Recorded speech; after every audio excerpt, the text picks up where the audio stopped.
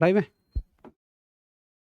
जय हिंद दोस्तों, नमस्कार। कैसे हैं आप सब? उम्मीद है एकदम शानदार, लाजवाब, ज़बरदस्त, बेहतरीन, जिंदाबाद हैं और बड़े ही शानदार तरीके से आप सभी प्यारे दोस्त अपनी तैयारी में जुटे हुए हैं। आशा करता हूं कि कल संडे के दिन को आपने बड़े ही बेहतर तरीके से यूज़ किया होगा और उसमें आपने जितना भी अब तक हमने पढ़ा है उसका सही से रिवीजन भी किया होगा। एक बार सभी आज मेरे प्यारे दोस्त ये बताइए कि क्या आपने कल सारा का सारा जितना भी हमने शुरू से लेके अब तक पढ़ा है, क्या उसका रिवीजन आपने किया? ज़रा मैं भी देखूं कि कितने यहाँ पर ऐसे लोग हैं जो वाकई सफलता की श्रेणी में खड़े हुए हैं और अपने आप को सफल होते देखना चाहते हैं। चलो, तब तक मैं सैटरडे की क्लास से यानी शनिवार की क्लास से एक सवाल लिखता हूँ और उस दिन हमने एक बड़ा ही खूबसूरत कॉन्सेप्ट सीखा जिसका नाम था पृष्ठ तनाव। तो आप सभी मुझे पृष्ठ तनाव का मात्रक बताएंगे। पृष्ठ तनाव का मात्रक आप सभी बता रहे होंगे, यानी कि unit of surface tension. Unit of surface tension आप सभी मुझे बताएंगे और फिर हम आज इस दाब यानी कि प्रेशर के चैप्टर को ख़त्म करेंगे। समय बचेगा तो इसके PYQ आज लगा लेंगे, बाकी कुछ कल लगा लेंगे। नहीं होगा तो कोई बात नहीं है, कल की क्लास में हम इसके PYQ लगा रहे होंगे। चलो, सभी को गुड इवनिंग, राम राम। और कुछ नो के रिप्लाई आ रहे हैं, कुछ यस के आ रहे हैं। हाँ सर, सब याद है, पूछ लीजिए। धीरज, बहुत बढ़िया। ये कॉन्फिडेंस सभी के अंदर होना चाहिए, बड़ी अच्छी बात है। पूरा रिवीजन किया है, very good.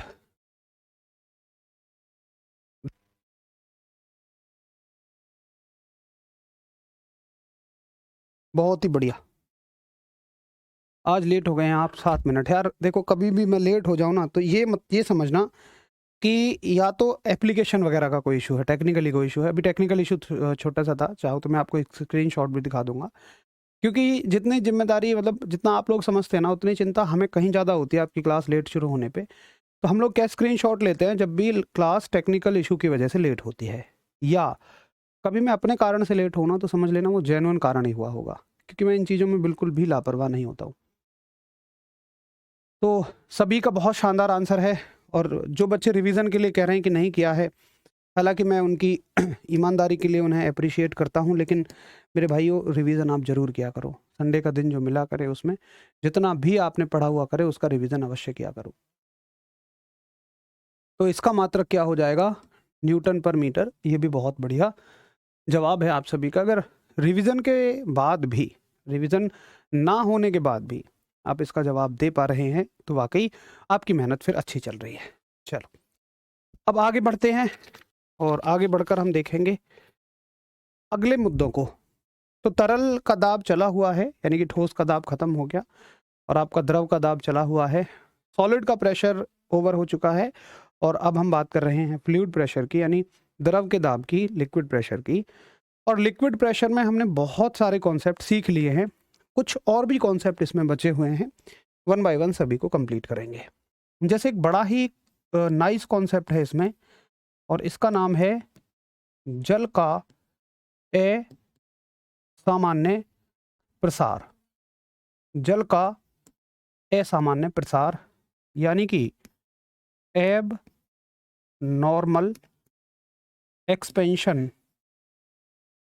Abnormal expansion of water. देखिए, दुनिया की बाकी सारी वस्तुएं पानी को छोड़ के, पानी को छोड़कर दुनिया की बाकी सारी वस्तुओं को अगर गर्म किया जाए, अगर उनका टेम्परेचर बढ़ाया जाए तो वो पिघलती हैं। और पिघलने का मतलब क्या है? कि वो फैलती हैं। क्या मैं सही कह रहा हूँ? जैसे शहद है, शहद को आप गर्म करिए, वो पिघलेगा और फैलना शुरू हो जाएगा। फैलने का मतलब ज़्यादा जगह घेरेगा। ज़्यादा जगह घेरने का मतलब होता है कि ये वस्तु ज़्यादा आयतन घेर रही है, ज़्यादा वॉल्यूम ऑक्यूपाई कर रही है। और अगर ये वस्तु ज़्यादा वॉल्यूम ऑक्यूपाई कर रही है, ज़्यादा जगह घेर रही है, तो बताइए इसके घनत्व पे क्या फ़र्क पड़ेगा, इसके घनेपन पे, इसकी डेंसिटी पे क्या फर्क पड़ रहा है, ये घट रही है या बढ़ रही है, बताइए जल्दी से बताइए। तब तक मैं लिखता हूं कि तापमान बढ़ाने पर, मैं लिखता हूं तापमान बढ़ाने पर, यानी कि on raising the temperature, on raising temperature generally क्या होता है। जनरली का मतलब साधारणतया, यानी कि पानी को छोड़कर बाकी सभी वस्तुएं, तो उनके आयतन पे क्या फर्क पड़ेगा, उनके आयतन यानी कि वॉल्यूम पे क्या फर्क पड़ेगा, और उनके घनत्व यानी कि डेंसिटी पे क्या फर्क पड़ेगा। तो बहुत बढ़िया, आप सभी कह रहे हैं कि घनत्व ना कम हो जाएगा, बिल्कुल सही बात है। तो अगर साधारणतया क्या होगा कि उसका आयतन बढ़ेगा, यानी कि ये इंक्रीज करेगा, इंग्लिश वाले इंक्रीज लिखेंगे, और घनत्व क्या होगा, घट जाएगा, क्योंकि वो चीज फैल रही है। फैलने पे साधारणतया किसी भी वस्तु का घनत्व घटता है। सिकुड़ने पे, सिकुड़ने पे उसके अणु नजदीक आते हैं और उसका घनत्व बढ़ता है। फैलने पे डेंसिटी जो होती है, घनत्व जो होता है, वो घटता है। ठीक है, लेकिन अगर मैं पानी की बात करूंगा, अगर मैं जल की बात करूंगा, अगर मैं वाटर की बात करूंगा, और कहां से कहां तक, अगर पानी का तुम 0 डिग्री सेंटीग्रेड से, 0 डिग्री सेंटीग्रेड से 4 डिग्री सेंटीग्रेड तक टेम्परेचर लेके जाओगे, अगर पानी का टेम्परेचर तुम 0 डिग्री सेंटीग्रेड से 4 डिग्री सेंटीग्रेड तक लेके जाओगे, तो ये दुनिया की बाकी सारी चीजों की तरह व्यवहार नहीं करेगा, ये उल्टा व्यवहार करेगा। ये फैलने की बजाय सिकुड़ेगा। 0 से 4 डिग्री सेंटीग्रेड गर्म करने पर ये सिकुड़ता है।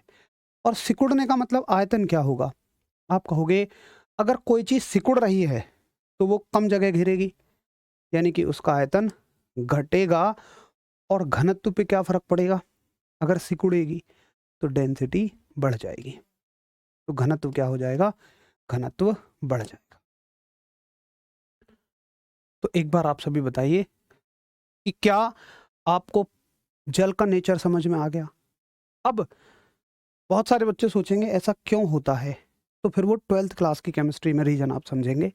हमें 12th क्लास की केमिस्ट्री पे नहीं जाना है, उतना लेवल बढ़ाना नहीं है, बस आप इस बात को सीधा सीधा याद रखेंगे। कुछ बच्चे कहते हैं कि 4 डिग्री सेंटीग्रेड के बाद क्या होगा, जैसा दुनिया की बाकी सारी चीज़ें करती हैं, बाकी सारी चीज़ें गर्म करने पे फैलती हैं, ये भी फैलेगा। 0 डिग्री सेंटीग्रेड के बाद मतलब ठंडा करोगे तो दुनिया की चीज़ें सिकुड़ती हैं, तो वो भी सिकुड़ेगा। ठीक है, तो समझ में आ गया हो, नोट हो गया हो, तो एक बार हम सब करें, फिर मैं आपको क्वेश्चन बताऊं क्या क्या क्वेश्चन पूछे जाते हैं। तो देखिए क्वेश्चन क्या क्या पूछे जाएंगे। पहला सवाल कि आप तो केवल रिलेशन याद रखते हैं घनत्व के साथ, लेकिन आयतन के साथ भी संबंध पूछे जाते हैं, तो ये सारी चीजें याद रखेंगे। अब देखिए इससे क्वेश्चन क्या क्या बनेंगे, नोट डाल के सवाल लिखेंगे। आप डालेंगे एक प्यारा सा नोट और सवाल लिखेंगे कि किस तापमान पर, किस ताप पर, यानी कि किस टेम्परेचर पर जल का घनत्व, यानी कि पानी की डेंसिटी सबसे अधिक होती है, सबसे अधिक होती है। तो आप सभी इस आंसर को जानते हैं, 4 डिग्री सेंटीग्रेड, कितना, 4 डिग्री सेंटीग्रेड पर पानी की जो डेंसिटी है ये सबसे ज्यादा होती है। ठीक है, आप ये नोट डाल के लिखेंगे। अगला एक अच्छा सवाल इससे पूछा जाता है, देखो आप सभी 4 डिग्री सेंटीग्रेड पे डेंसिटी मैक्सिमम होती है, घनत्व अधिकतम होता है, इस बात को समझ जाते हैं। लेकिन जब सवाल आता है कि 4 डिग्री सेंटीग्रेड पर जल का आयतन होता है, जल का आयतन मैंने शॉर्ट में लिखा वॉल्यूम होता है। तो आप सभी याद रखेंगे कि 4 डिग्री सेंटीग्रेड पर जो पानी का आयतन होता है, देखो घनत्व सबसे अधिक होता है लेकिन आयतन सबसे कम होता है। तो यहाँ पे आप सभी कंफ्यूज हो जाते हैं क्योंकि आप सबको बस एक बात पता है, घनत्व सबसे अधिक है। चलो सभी को बढ़िया समझ आया, आपके पढ़ाने का तरीका अच्छा है, आपका अच्छा समझ में आता है, वेरी गुड, बहुत सारा आभार सभी को। और आप सभी भी वाकई बड़ी मेहनत से पढ़ रहे हैं, इसलिए चीज़ें आपको समझ में आ रही हैं। तो 2 क्वेश्चन तो ये तैयार हो गए, अभी नोट हो गया हो तो फिर मैं आपको और क्वेश्चंस पे लेकर चलूंगा।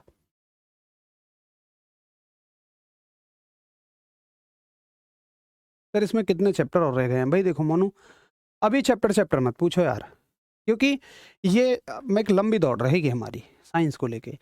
CBT 1 CBT 2 दोनों का कवर कराना है। मैं आपकी बायोलॉजी और केमिस्ट्री के लिए मैंने बोल दिया है, वो जल्दी ही चल जाएगी पैरेलली।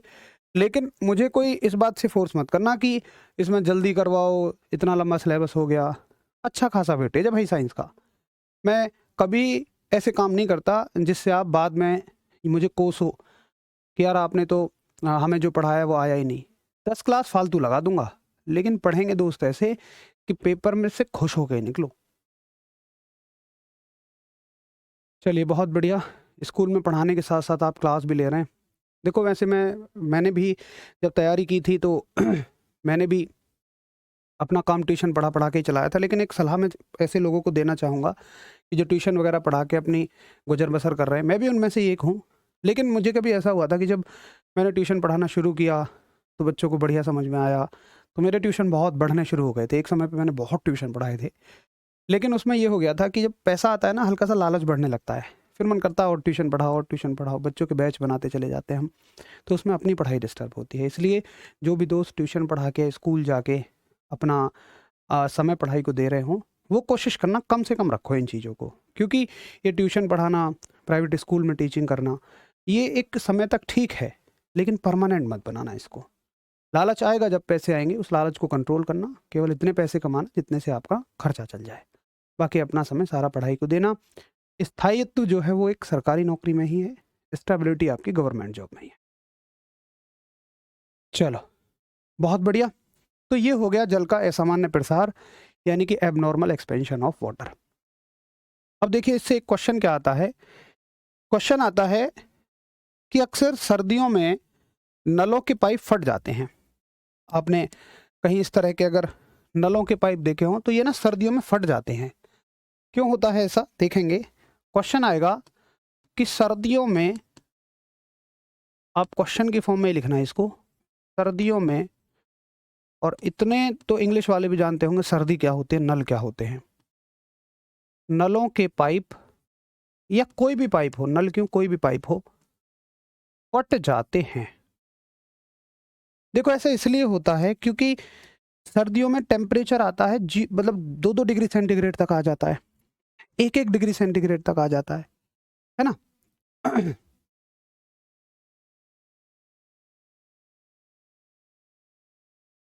1-1 डिग्री सेंटीग्रेड तक टेम्परेचर आ जाता है। तो ऐसा क्या होता है, जब टेम्परेचर 1 डिग्री सेंटीग्रेड तक आ रहा है, इसका मतलब वो 4 से 1 आया है, और जब ये 4 से 1 आया है तो क्या हो रहा है, ठंडा हो रहा है। ठंडे होने पे दुनिया की बाकी चीजें सिकुड़ेंगी, लेकिन ये फैलेगा। अब भाई पाइप में तो नहीं है फैलने की जगह, पाइप कोई रबर की थोड़ी है, कॉपर की है, लोहे की है, तो ये पाइप को फाड़ देता है।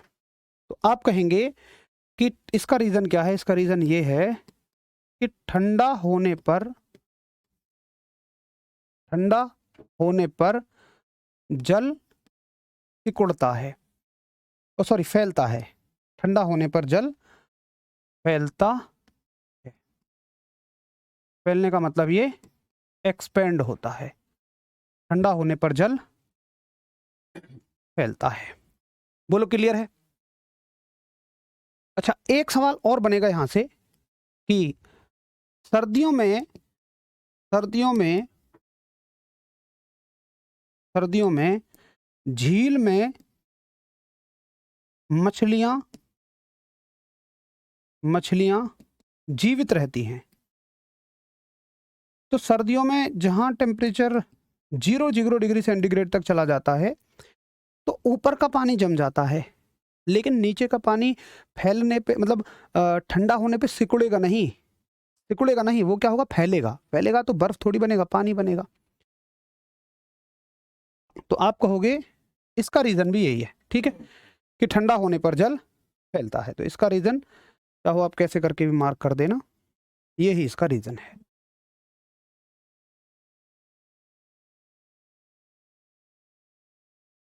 चलिए, आशा करता हूं कि आप मेरी बात को समझ गए होंगे कि किस प्रकार से जो परिघटनाएं हमें व्यवहारिक रूप से अपने आसपास देखने को मिलती हैं उनके कारण क्या रहते हैं। एक बार थम्स अप करें सभी, अगर आपको इतना समझ में आ गया हो और नोट हो गया हो। चलो, बहुत सारा प्यार, बहुत अच्छा पढ़ाते हैं आप सभी, बहुत ध्यान से पढ़ते हैं।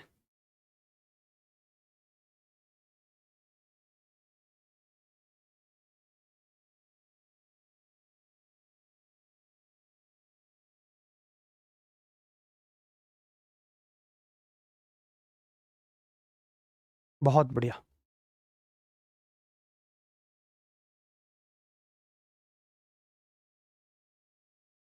कोई भी अच्छा काम करें आप अपने ऊपर कभी नहीं लेते, ऐसा क्यों सर? मैंने आज तक कितनी क्लास देखी है। गणेश मीना, मतलब शायद आप ये कहना चाह रहे हैं कि अगर कभी कोई मेरी तारीफ़ करे या मैं अच्छा काम करूं तो मैं उसे अपने ऊपर नहीं लेता हूं। अच्छा, मुझे एक बात बताना छोटी सी, कि क्या कभी पेड़ अपने फल स्वयं खाते हैं?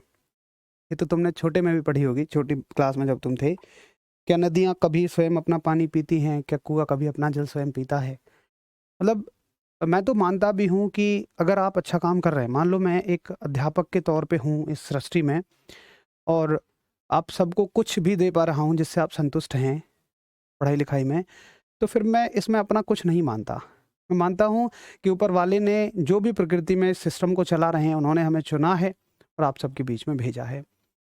और मुझे एक बात कभी-कभी मैं सोचता हूँ कि मेरी नौकरी भी लगी है, मैंने इतने सारे एग्ज़ाम्स दिए, किसी में नौकरी नहीं लगी, नौकरी लगी है मेरी जल सेवा में। तो मैं कहीं न कहीं ये मानता हूँ कि ऊपर वाले को यही एक परोपकार का मौका भगवान ने मुझे दिया है, तो फिर मुझे अपने ऊपर उसमें कुछ भी नहीं लेना चाहिए। ये सब बड़ों का आशीर्वाद है, आप सबका जो दिल से दुआएँ निकलती हैं, उन सब के कारण होता है। मैं कभी नहीं मानता कि इसमें कभी कोई इंसान कुछ कर पाएगा।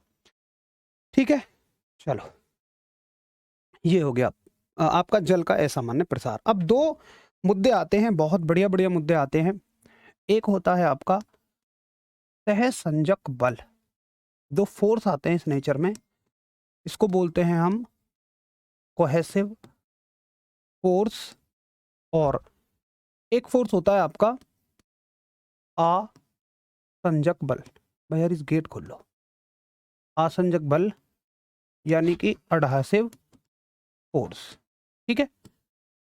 अब मेरे एक एग्ज़ाम्पल से समझना तुम इनको, बहुत बढ़िया एग्ज़ाम्पल है। मान के चलिएगा मैंने एक प्लेट ली, ठीक है?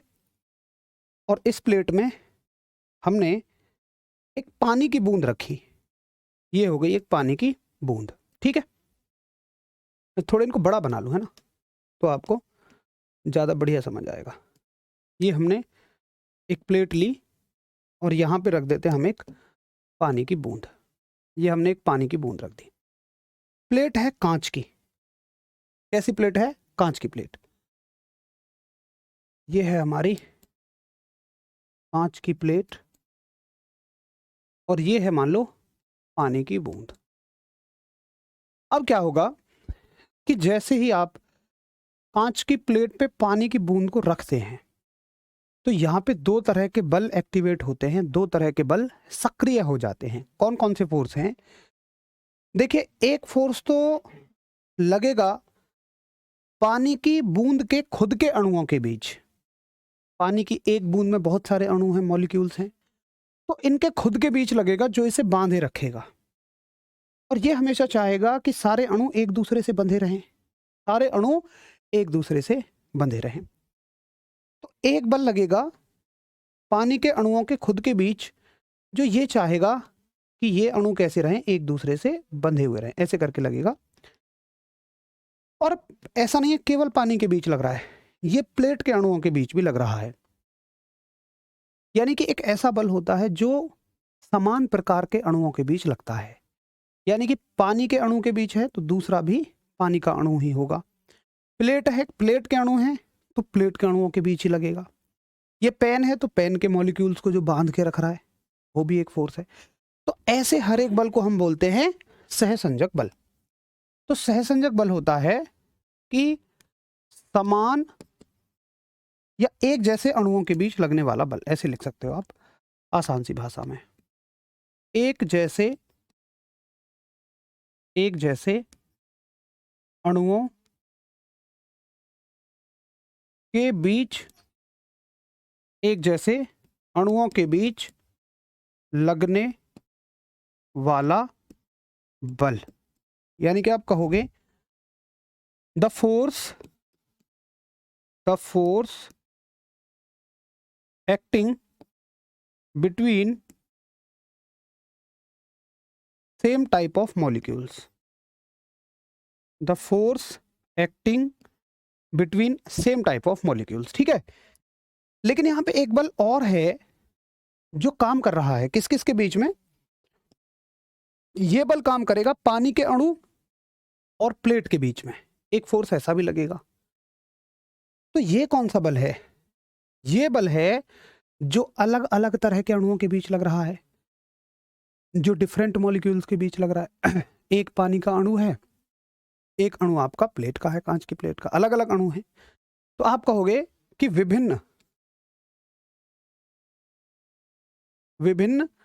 अणुओं के बीच लगने वाला बल। आप ऐसे कहोगे कि विभिन्न अणुओं के बीच लगने वाला बल, एक ऐसा फोर्स जो डिफरेंट टाइप ऑफ मॉलिक्यूल्स के बीच में लगता है।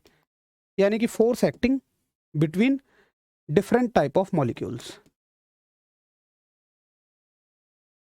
Force acting between different types of molecules. समझते रहना एक एक बात को, मजा आ जाएगा। तो एक सवाल तो यहीं से आपका तैयार हो गया कि ससंजक बल क्या होता है और असंजक बल क्या होता है। ठीक है, अब देखिए दूसरा को और कलर से ले लेते हैं ताकि हमें थोड़ा पता रहे। अब देखो एक बात, आपसे सवाल पूछा जाएगा, मुझे बताइए कि जो कांच की प्लेट में अगर पानी रखा हुआ है तो जो पानी की बूंद है कांच की प्लेट से चिपक जाएगी। सही कह रहा हूं मैं? यानी कि मुझे बताओ कौन सा फोर्स यहां जीता? ये वाला फोर्स जो है, जो सेम मॉलिक्यूल्स के बीच लग रहा है, समान अणुओं के बीच लग रहा है, ये कह रहा है ओए इससे मत चिपकियो। लेकिन ये फोर्स क्या कह रहा है? अरे भाई इसकी बात मत माना, चिपक जा, आ जाओ।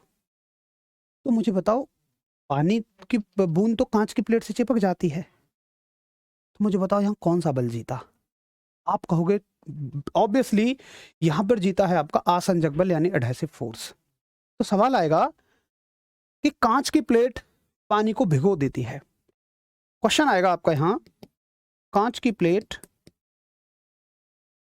नहीं, पानी की बूंद, सॉरी, या पानी कह दो सिंपल, पानी कांच की प्लेट को भिगो देता है। भिगोने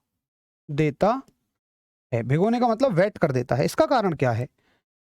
तो देखो, ये एक ऐसा फोर्स है, इसको शॉर्ट में लिख लेते हैं कोहेसिव फोर्स, FC लिख दिया मैंने शॉर्ट में, और इसको लिख देता हूं FA। तो यहां पे कौन सा बल ज्यादा है?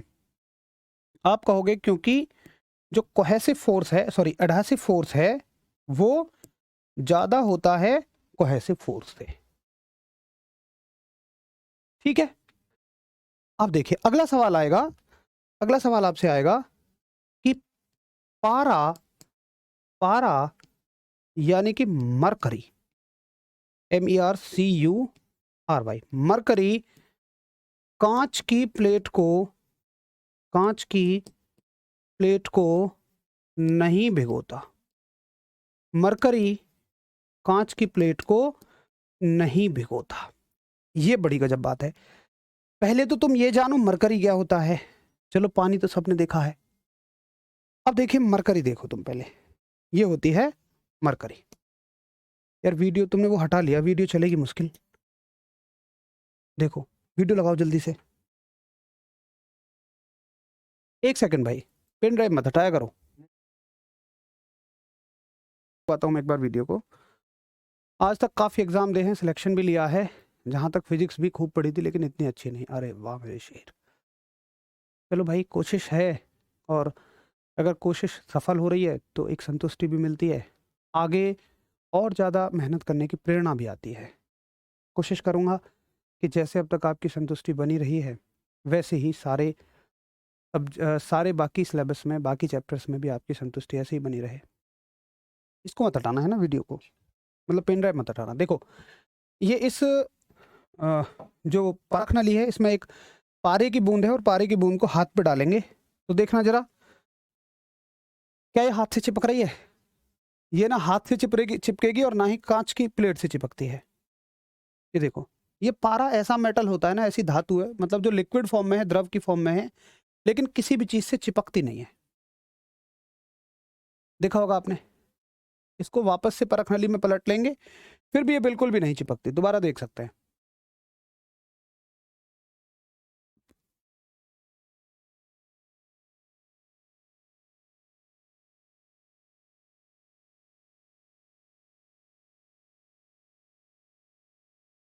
है ना? तो आप सभी ने इसको देख लिया होगा। तो जैसे ये हाथ से नहीं चिपक रही, वैसे ही ये कांच की प्लेट से भी नहीं चिपकती है, क्योंकि इसमें जो सेम मॉलिक्यूल्स के बीच लगने वाला फोर्स है, जिसको हम कोहेसिव फोर्स कह रहे हैं, वो बहुत ज्यादा होता है किससे? हाथ और अ, खुद की बूंद के बीच लगने वाले फोर्स से, जिसको आप एडहेसिव यानी कि ससंजक बल कहोगे। तो उसमें कोहेसिव फोर्स ज्यादा हो जाता है। ठीक है, जो भी चीज नहीं चिपकेगी उसके बीच में क्या है? कोहेसिव फोर्स ज्यादा है। अब देखो, चिपकने वाली एक चीज बताऊं, जैसे फेविकॉल है, तो फेविकॉल की डब्बी पे देखना, उस पर साफ साफ लिखा होता है एडहेसिव। एडहेसिव का मतलब क्या है भाई? चिपक जाएगी। अगर एडहेसिव फोर्स ज्यादा है, यानी कि आसंजक बल ज्यादा है, तो निश्चित तौर पर चिपक जाएगी। तो इस प्रकार के सवाल इससे सीधे सीधे आते हैं। 4 सवाल तैयार हो गए। 1 2 3 4। एक बार सभी नोट करेंगे और थम्स अप कर देंगे जब ये नोट हो जाए।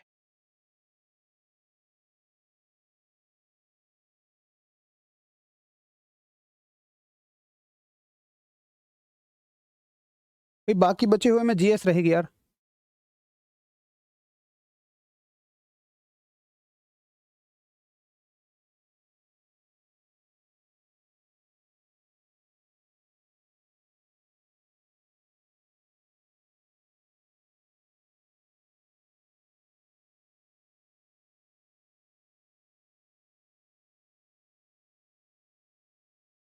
चलो, बच्चे कह रहे हैं मैंने देखा पहली बार, सुना बहुत बार था। मैं समझता हूँ कि मरकरी के बारे में आप सब लोग सोचते हैं, जो सर्दियों में ना सुबह के टाइम जिसको कहते हैं पारा पड़ रहा है यार, वो मरकरी नहीं होता। वो तो खाली पानी की बूंद जब ज़्यादा हाई, बहुत ज़्यादा जम जाती है, वो बन जाती है। चलिए भाई, तो ये भी आपको समझ में आ गया। ये छोटे छोटे डिफरेंट डिफरेंट मुद्दे हम कवर कर रहे हैं इसमें। अब एक मुद्दा इसमें आता है जिसको हम बोलते हैं शांता। बहुत अच्छा मुद्दा है, पेपर में पूछा जाने वाला है। शांता यानी कि विस्कोसिटी, ये केवल द्रव से संबंधित टर्म है, और इसको दिखाते हैं हम सिंबल ईटा से। एन को नीचे खींच दो, ये बन जाएगा आपका ईटा।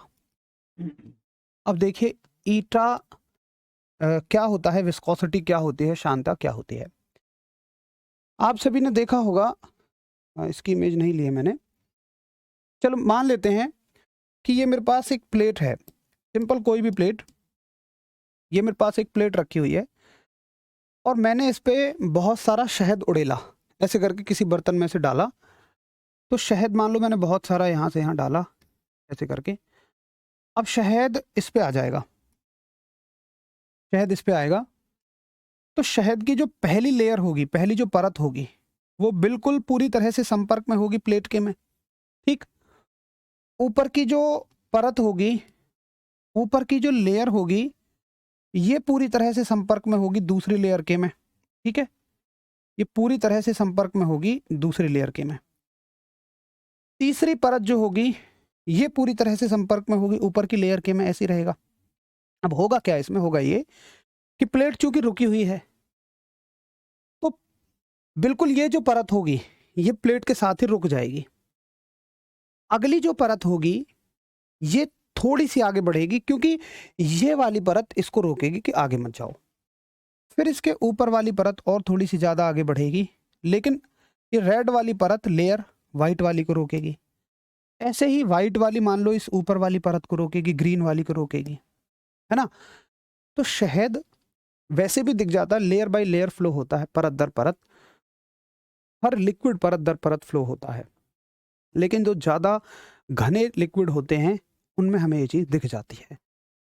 तो हमें ये देखने को मिल रहा है कि जैसे ठोसों में जो गति का विरोध करता है, जिसको हम घर्षण बल कहते हैं, फ्रिक्शन फोर्स कहते हैं सॉलिड्स में, वैसे ही लिक्विड्स में भी गति का विरोध हो रहा है।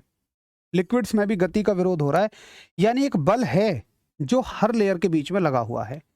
थोड़ा सा पतला करते हैं इसको। एक बल है जो हर लेयर के बीच में लगा हुआ है, यहाँ भी लगा हुआ है, यहाँ भी लगा हुआ है, यहाँ भी लगा हुआ है। हर लेयर के बीच में ये काम कर रहा है और हर एक ऊपर की लेयर को आगे बढ़ने से रोक रहा है। इसी को हम क्या कहते हैं? इसी घर्षण बल को हम शांता कहते हैं। इसी को हम कहते हैं शांता, यानी कि विस्कोसिटी। तो शांता का मायने क्या हो जाएंगे? विस्कोसिटी के मायने क्या हो जाएंगे? आप कहोगे द्रवों में लगने वाला घर्षण बल, द्रवों में लगने वाला घर्षण बल, यानी कि फ्रिक्शनल फोर्स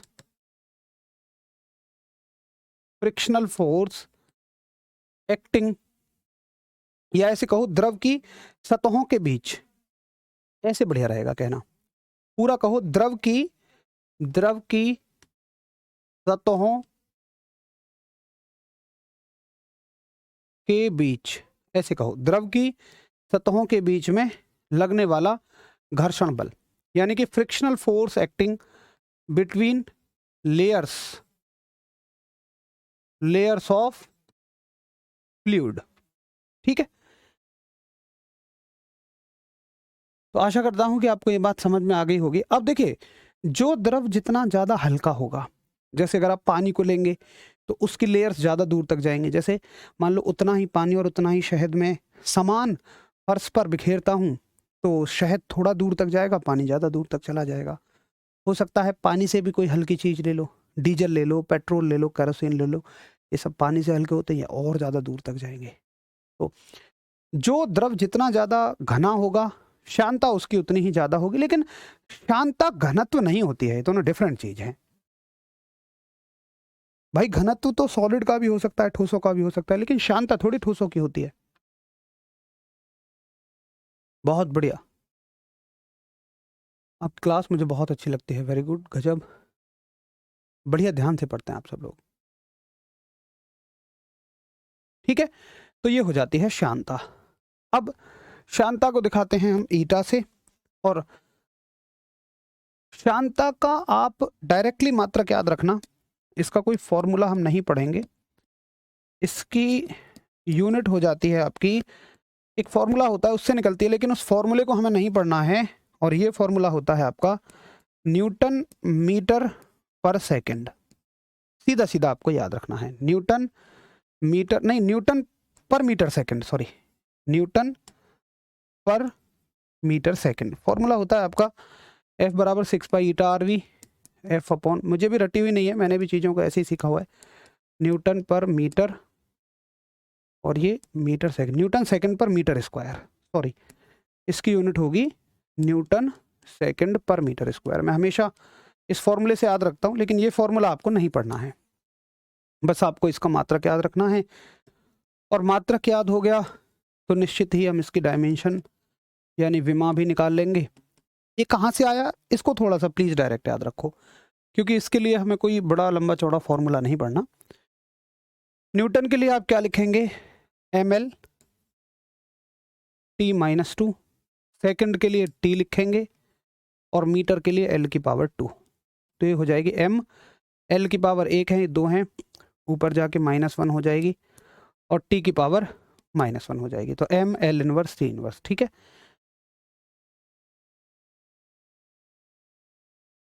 तो ये हो जाएगी इसकी डायमेंशन। एक बार सभी दोस्त नोट करेंगे।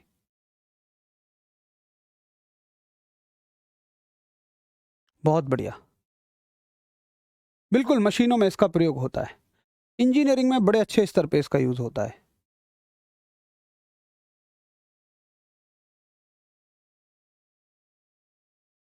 क्लास में टाइम का पता नहीं चलता, वाह बहुत बढ़िया, आप सभी बिल्कुल ध्यान से पढ़ते हैं। तो आज अभी हमारे पास और 20 मिनट हैं, आराम से इस चैप्टर को हम कंप्लीट कर लेंगे और कल हम बढ़िया तरह से बेहतरीन तरीके से इसके क्वेश्चंस कर लेंगे, है ना।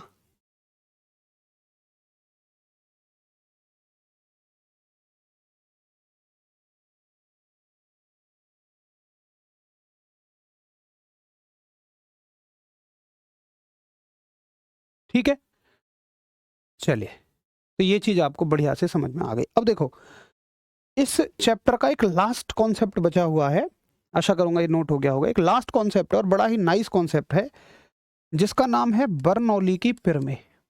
एक बड़ा ही बेहतरीन खूबसूरत सा कॉन्सेप्ट, बर्नौली की पिरामिड, आराम से हो जाएगा। Bernoulli's theorem, Bernoulli's theorem. तो देखो, आज तक ना आपने केवल बर्नौली थ्योरम को रटा होगा, मैं वादा करता हूँ आप समझ के भी जाएंगे और देख के भी जाएंगे। और जब आप चीज़ों को देख लेते हैं ना वीडियो के माध्यम से, तो आपको बढ़िया समझ में आती है। एक वैज्ञानिक हुए बड़े ज़बरदस्त, जिनका नाम था बर्नौली। तो बर्नौली साहब क्या कहते हैं कि देखिए भाई, अगर मान लो किसी पाइप में कोई लिक्विड फ्लो होता है, जैसे मान लो ये पाइप है और ये यहाँ पर रखी हुई है, ये ज़मीन है, ग्राउंड है, आगे तक है पाइप, ठीक, और इसमें फ्लो हो रहा है कोई लिक्विड, कोई लिक्विड, और उसकी डायरेक्शन है ये, इस दिशा में कोई लिक्विड फ्लो हो रहा है। तो इसके पास तीन ऊर्जाएं होंगी, इसके पास तीन ऊर्जाएं होंगी। एक तो होगी इसके पास दाब ऊर्जा, भाई अगर लिक्विड है तो प्रेशर एनर्जी वो लेके चलेगा ही चलेगा, प्रेशर एनर्जी। अगर ये फ्लो हो रहा है, अगर इसमें गति है, तो इसके पास होगी गतिज ऊर्जा, इंग्लिश वाले काइनेटिक एनर्जी लिखेंगे। और चूंकि इस पाइप की जमीन से कुछ ऊंचाई भी रही है, जिसको हम एच माने लेते हैं, तो इसके पास स्थितिज ऊर्जा भी है, नो डाउट। स्थितिज ऊर्जा यानी कि पोटेंशियल एनर्जी भी ये लेके बैठा है। अब ये क्या कहते हैं कि ये तीनों ऊर्जाओं का जो योग है, यानी कि इन तीनों ऊर्जाओं का कुल योग हमेशा नियत रहता है, हमेशा कांस्टेंट रहता है, हमेशा नियत रहता है। ये बात कभी ऐसे समझ ही नहीं आती है। आओ इसको मजे से समझेंगे अच्छे से। मान के चलिए, मैं मानता हूं कि इस स्थिति में इस पाइप के पास तीन एनर्जी हैं, pressure energy, kinetic energy, potential energy, यानी स्थितिज ऊर्जा। इनकी कुछ वैल्यू ले लो, मान लो ये वैल्यू है 10, ये वैल्यू है 7, ये है 5। क्या यूनिट है कोई पता नहीं, अपने मन से वैल्यू ली है, आप अपने मन से चाहे जो ले लो, ठीक है। अच्छा, मैंने क्या किया अब कि मैंने इस पाइप को थोड़ा सा झुका दिया। देखो एक बार, मैंने इस पाइप को क्या किया, हल्का सा ऐसे झुका दिया। अब एक बात बताओ, झुकाने से क्या फर्क पड़ेगा? पहली बात तो इसकी हाइट कम हो जाएगी। एग्री करते हो आप मेरी बात से? इसकी जो हाइट है वो कम हो जाएगी, मान लो इतनी सी इसकी हाइट रह गई, ठीक है। और इसके साथ क्या क्या बदलाव हुए? क्या इसकी प्रेशर एनर्जी में कोई बदलाव होगा? कोई नहीं, प्रेशर एनर्जी उतनी ही रहेगी 10। क्या इसकी काइनेटिक और पोटेंशियल एनर्जी में बदलाव होगा? काइनेटिक का मतलब गतिज ऊर्जा में। देखिए, ये जो पानी पहले यहां बह रहा था इतनी ऊंची पाइप में, अगर इस पाइप को ऐसे झुकाओगे तो पानी की गति बढ़ जाएगी, महसूस कर पा रहे हैं? मान लो पानी की गति बढ़ गई, 7 से हो गई 9, लेकिन देखें इसकी ऊंचाई कम हो गई है भाई, ऊंचाई मान लो 5 से हो गई 3।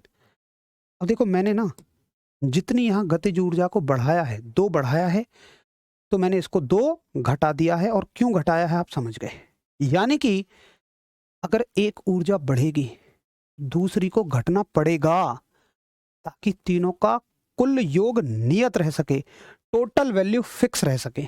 यहां निकालना टोटल वैल्यू, 7 5 12 और 10 22, और यहाँ भी टोटल वैल्यू 9 और 3 12 और 10 22।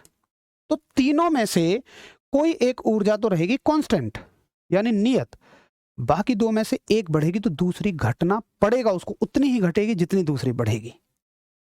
यह निर्भर करेगा सिचुएशन पे, जगह पे, कि कहाँ कौन सी ऊर्जा घटती है और कहाँ कौन सी ऊर्जा बढ़ती है। ठीक है, तो एक बार सभी हम सब करें कि हाँ हमें बहुत अच्छे से समझ में आ गया कि आपस में ये ऊर्जा कोई सी एक बढ़ेगी तो दूसरी उतनी ही घटेगी, तीसरी एज इट इज रहेगी, लेकिन इनका टोटल तो हमेशा ही कांस्टेंट रहेगा। इसी को कहते हैं बस बर्नौली प्रमेय। सवाल आता है कि बर्नौली प्रमेय किसके सिद्धांत पर कार्य करती है, तो कौन संरक्षित है। संरक्षित का मतलब जो ना बनी हो ना बिगड़ी हो, तो ऊर्जा ही तो संरक्षित है।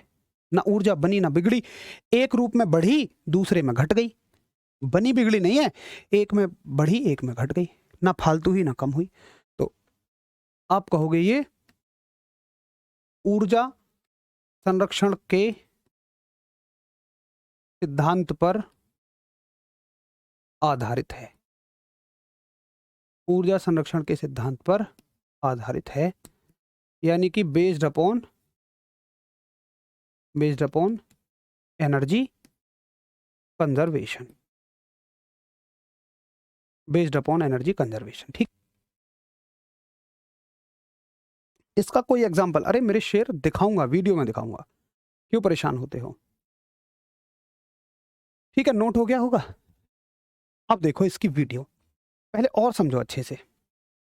इसके उदाहरण क्या हैं, इसके एग्जांपल्स क्या हैं, या एप्लीकेशन लिखो, इसके अनुप्रयोग लिखो। एप्लीकेशन का मतलब अगर इस पर कोई मशीन काम करती है या किसी घटना को इसकी मदद से समझाया जाता हो।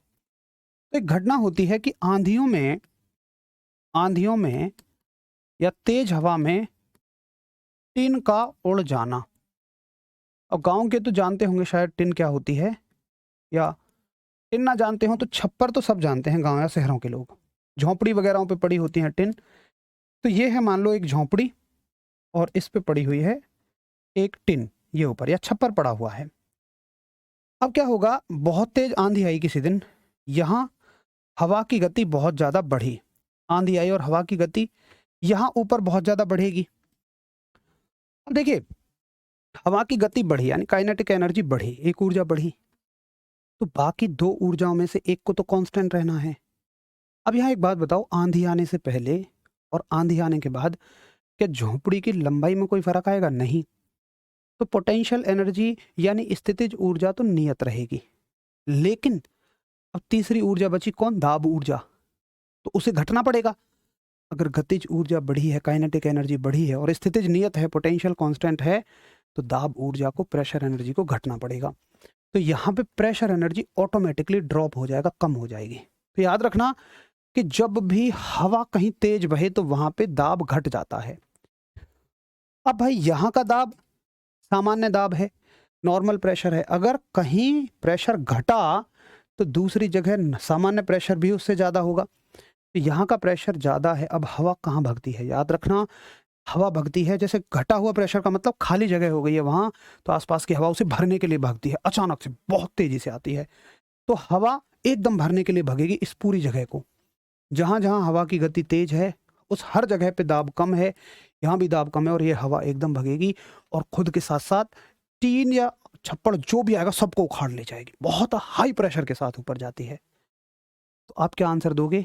आपसे सवाल आएगा, आंधी में टीन का उड़ना या छप्पर का उड़ना किस घटना पर आधारित है? सिर्फ कहना बर्नौली प्रमेय, खत्म। कैसे है वो नहीं पूछेगा, मैंने तो बता भी दिया है। अगली एक डिवाइस देखो, बड़ी फेमस डिवाइस जो इसी सिद्धांत पर कार्य करती है, जिसको हम कहते हैं कणित्र। क्या बोलते हैं उसको? हम बोलते हैं कणित्र। कणित्र का मतलब होता है स्प्रेयर। स्प्रेयर क्या होता है? जैसे स्प्रेयर कह लो, या फिर आप इसको पेंट गन भी कहते हैं, इंग्लिश हिंदी दोनों में। स्प्रेयर तो होता है जो सैलून में रखा होता है, और जिससे जो बार्बर होते हैं, नाई होते हैं, आपके चेहरे पे पानी को पतली पतली बूंदों के रूप में छिड़कते हैं, एकदम झटका सा लगता है जिससे। और पेंट गन होती है जिससे गाड़ी वगैरह पे स्प्रे पेंटिंग की जाती है। तो उनसे कभी देखना कि पेंट गन से जो पेंट होता है बहुत बहुत बारीक बारीक पार्टिकल्स के रूप में, बूंदों के रूप में निकलेगा। और कणित्र तो आपने देखा है, उससे तो बहुत बारीक बारीक पानी की बूंदें निकलती हैं। अब देखिए वो काम कैसे करता है। तो आपने देखा होगा कि मान लो ये है आपका कणित्र, यहाँ से पानी की बूंदें निकलेंगी और यहाँ है इसका बटन, और ये है मान लो यहाँ इतना पानी। तो वो क्या करता है, इसको दबाता है और दबाते ही एकदम से पानी आएगा। ऐसा क्या हुआ, देखिए दबाते ही क्या हुआ यहाँ पे कि उसने यहाँ अंदर जो मौजूद हवा थी एकदम उसको बाहर निकाला। अब हवा एकदम गई तो यहाँ हवा का वेग बढ़ा, वेग बढ़ने से प्रेशर कम होगा और नीचे का जो प्रेशर है वो सामान्य दाब है, लेकिन नॉर्मल प्रेशर भी इससे ज़्यादा होगा, सामान्य दाब भी इससे ज़्यादा होगा। और हवा कहाँ भगेगी, high pressure to low pressure, high pressure to low pressure. इसलिए ये पानी, ये हवा जो होती है ऊपर जाने के चक्कर में पानी को भी अपने साथ ले जाती है। ठीक है, तीसरा उदाहरण इसका है कि ट्रेन के गुजरने के बाद, बड़ा बढ़िया उदाहरण है कि ट्रेन के गुजरने के बाद पटरी पर पड़ा कूड़ा उसके पीछे चल देता है। आपने देखा होगा जब ट्रेन किसी प्लेटफॉर्म से जाती है तो ट्रेन के गुजरने के बाद जो पटरी पे पड़ी हुई खाली पन्नी, खाली बोतलें, ये सब ट्रेन के पीछे पीछे चलना शुरू कर देती हैं। क्यों, देखो जैसे मान लो ये है ट्रेन, ठीक है, ये ट्रेन है और ये इस डायरेक्शन में जा रही है और ये है इनकी पटरी, ये है इसकी पटरी। अरे यार, ठीक है। तो जब ट्रेन बहुत तेजी से गई है तो यहाँ पे हवा का वेग बहुत बढ़ाया, वेग बढ़ने से प्रेशर कम हुआ और आसपास का प्रेशर ज़्यादा है, तो उच्च प्रेशर से निम्न प्रेशर पे हवा एकदम से इधर की साइड भगेगी और भगने के साथ वो जो भी कूड़ा करकट वहाँ पड़ा होगा उसको अपनी ओर खींच ले जाएगी। ठीक है, तो आशा करूँगा कि आप मेरी बात को बड़े अच्छे तरीके से समझ गए होंगे कि किस तरीके से बर्नौली की प्रमेय काम करती है। अगर हाँ तो मैं आपको एक वीडियो और दिखाऊंगा। भैया एक वीडियो और लगाओ, दूसरी वाली वो लगा दी थी ड्रायर वाली, पक्का। चलो एक बार नोट करो इसको, 1 मिनट में फिर हम चलाते हैं। अच्छा ठीक है, मैं चला के देख लेता हूँ। ये तो पहले की लगी हुई है यार, मुश्किल चलेगी मुझे लगता है। चलो चल तो रही है, ठीक है। चलो फटाफट आप नोट करो, फिर एक बार देख लेते हैं।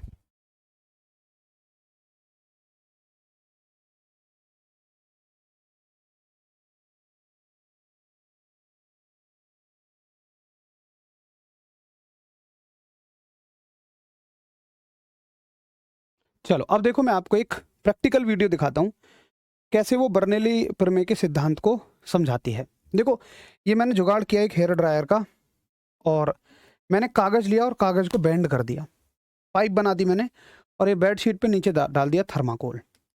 अब दो स्थिति बनेंगी। पहली स्थिति मतलब हेयर ड्रायर को ऑन करने से पहले की, और दूसरी स्थिति हेयर ड्रायर को ऑन करने के बाद। तो ऑन करने के बाद क्या होगा कि हवा की गति यहाँ बहुत ज़्यादा हो जाएगी। हवा की गति अगर बहुत ज़्यादा हो जाएगी तो यहाँ का जो दाब है वो कैसा हो जाएगा, कम। अब जो नीचे का दाब है वो तो है ज़्यादा, तो हवा उच्च दाब से, हाई प्रेशर से लो प्रेशर की तरफ जाएगी, अपने साथ साथ वो थर्माकोल को भी खींच ले जाएगी। सही बात कह रहा हूं मैं। अब पोटेंशियल एनर्जी चेंज नहीं होगी, क्योंकि भाई ऑन करने से पहले और ऑन करने के बाद मैं यहीं रखूंगा, इसको ऊपर नीचे नहीं करूंगा या पाइप को ऊपर नीचे नहीं करूंगा। अब जरा देखते हैं कि आपको समझ आता है, मतलब ये थर्माकोल यहाँ जाता है या नहीं। ठीक है, चलो देखो मैंने हेयर ड्रायर ऑन किया हुआ है, क्या थर्माकोल जा रहा है नीचे से उड़ उड़ के? आप इसको घर पे भी कर सकते हैं, अपने छोटे भाई बहनों को समझा सकते हैं। तो आशा करूंगा कि आपको ये बात समझ में आ रही होगी। ठीक है, चलो एक बार और देख लो, ऐसा कुछ नहीं है कि मूवी का टिकट एक ही बार लिया है, कई बार देख लो। चलो मज़ा आ गया पढ़ के, वेरी गुड। तो देखो नीचे से थर्माकोल क्लियरली ऊपर जा रहा है, और जब हेयर ड्रायर मैंने ऑन किया हुआ है, तो आप इसको चाहे अपने घर पे देख रखें। तो ये बर्नौली प्रमेय को पूरी तरह से समझा देती है। तो यहाँ हमारा ये चैप्टर ख़त्म हो जाता है। अब इसके क्वेश्चंस करेंगे सारे के सारे प्रीवियस ईयर क्वेश्चन कल। तो 3 क्लास लगी लगभग, लेकिन बहुत अच्छे तरीके से सारी चीज़ें कंप्लीट हो गई। हाँ, एक चीज़ इसमें बच गई है अभी भी, वो है गैसों का दाब। गैसों का दाब 10 मिनट का काम है, बस एक दाब हमें पढ़ना है, उसको 10 मिनट में शुरू के में ख़त्म कर लेंगे और बाकी के समय में हम प्रीवियस ईयर क्वेश्चंस कर रहे होंगे। तो शेरों मिलते हैं कल, बढ़िया से रिवाइज करके आना। तब तक के लिए सभी को नमस्कार, धन्यवाद।